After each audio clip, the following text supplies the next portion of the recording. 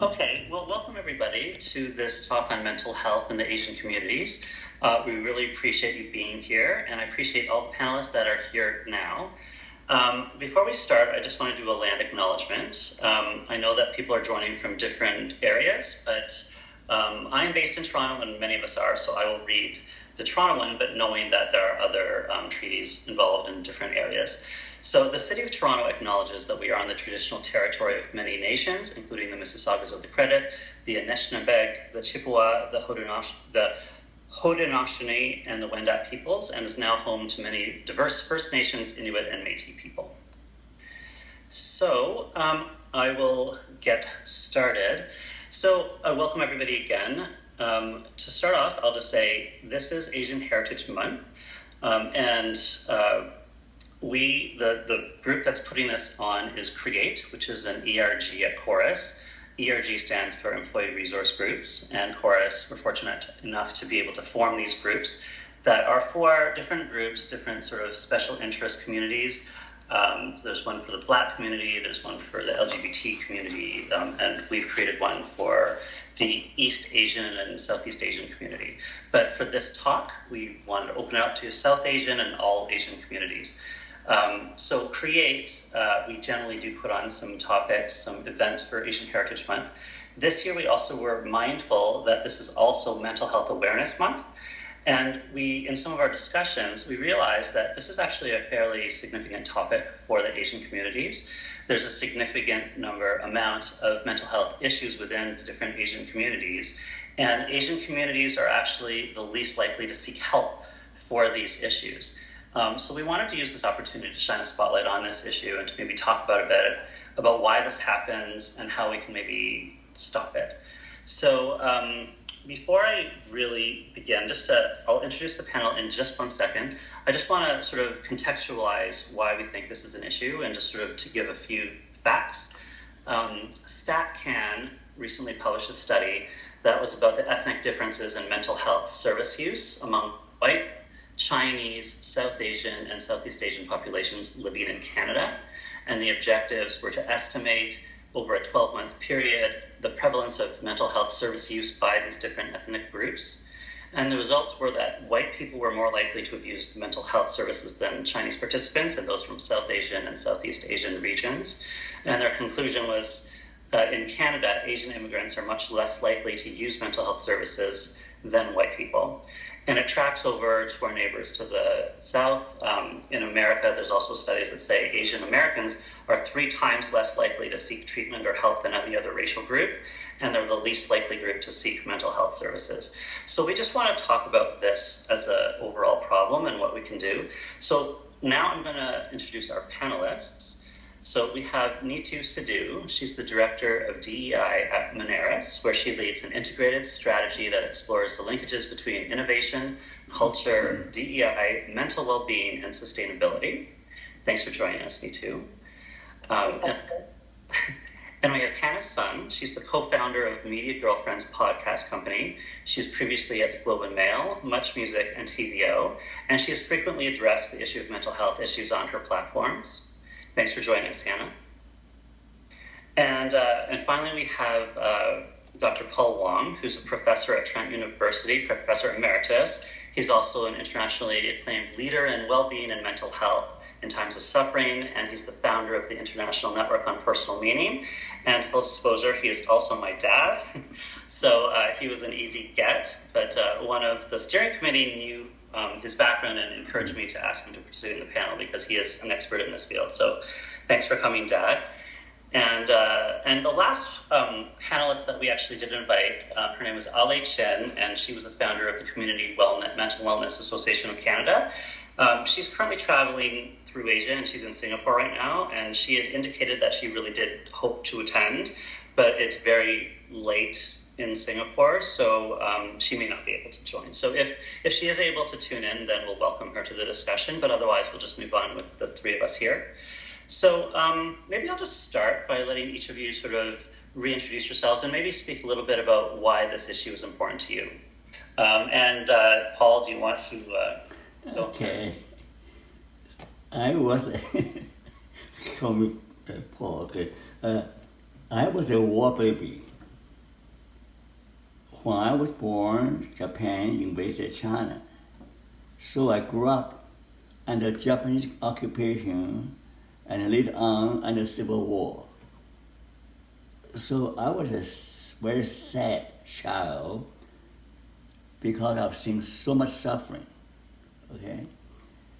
As a refugee in Hong Kong, as a student in Canada, and then become a citizen, I've experienced and seen a lot of suffering.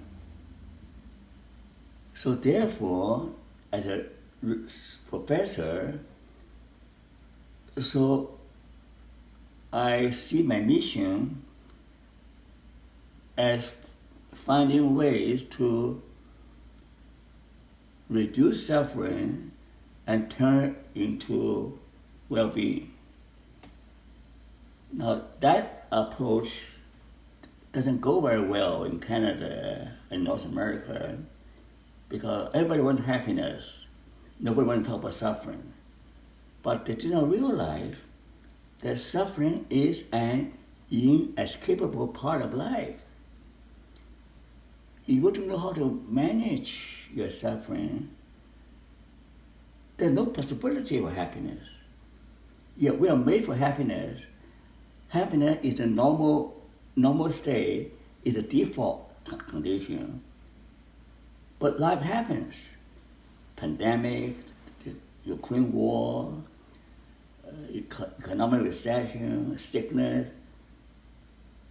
But sometimes life sucks. So if we do not have, and on top of that, I've been haunted all my life by hate mails. Chinese, go home. You don't belong here. Rejection hurts more than physical injury. Words can kill. Words can hurt. So there's also discrimination based on marginalization, ostracization.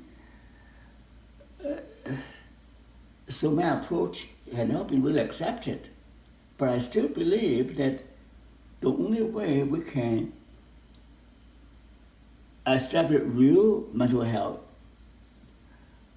can really solve the mental health issue, is change people's attitude towards suffering as something normal, something inescapable, something beneficial, because it tells us something is wrong in society, Something is wrong in our lives. It calls for action. So it energizes us to do what is necessary to make life better. So, right. So that's why my specialty is how to turn suffering into well-being. That's a good perspective, yes. If you begin to get recognition and acceptance, but for a long time, people cannot accept that. Right. Okay, thanks, Dad. It's true. It's a very good thing to normalize suffering because people try to avoid it, but it's something that I think it's better to face on. So let's just segue, and I'll just tell everybody the structure of this panel. I'm going to basically ask the panelists 3 questions. The first question is, what are the main contributing factors for mental health issues that are suffered by the Asian communities? And then the second question will be, what are the reasons for Asian communities not seeking help for these mental health issues? And then the third question will be, how can we break the cycle and break the stigma of this problem? So since there's 3 of you and there's 3 questions, I'm going to let a different person start first for each question. So for the first question, what are the main contributing factors for mental health issues suffered by Asian communities? Do you want to comment on or have anything to add on what you think the main contributing factors for mental health issues in the Asian communities might be? So I want to follow up on what Hannah just said. All the research has shown that human beings, to be happy and healthy, need 3 connections. We're wired to be connected, okay? First, connect with yourself. Know yourself. Know your soul purpose. Know your calling, okay? So you feel fulfilled, you feel significant, and you feel happy when you are doing the things that are meaningful to you. But the sad part is that in my generation, many professional Chinese, the doctors, engineers, or whoever, okay, when they moved to Canada for the sake of the children's education, they could not find work in the field, in the professional field. I know that the medical doctors clean washroom for a living. I know engineers open a little store or pumping gas. So that's very hard on them. How they maintain a sense of significance doing job really below their really below their profession. So that's one thing. Okay? So they're not able to work is very important for mental health. Unemployed people are more likely to be depressed or anxious. Secondly, we need to be connected with other people. As an Asian, we often told that you're not wanted, you don't belong to this group. So we feel excluded, we feel ostracized. So that can be more painful than being jabbed by a knife. And thirdly, in all culture, in most indigenous culture, people have a sense of the transcendental value. They feel close to God. They feel part of nature, part of the cosmos, part of the higher power. But in second society, we are called irrational, unscientific. That nothing can be untrue.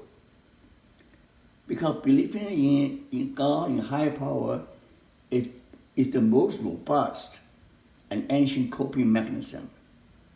It has been proven by anthropology research, psychology research. So now our secular culture, our individualistic culture, has made it more and more difficult for us to be connected with ourselves, connected with others, connected with God. That's why many people had mental health issues.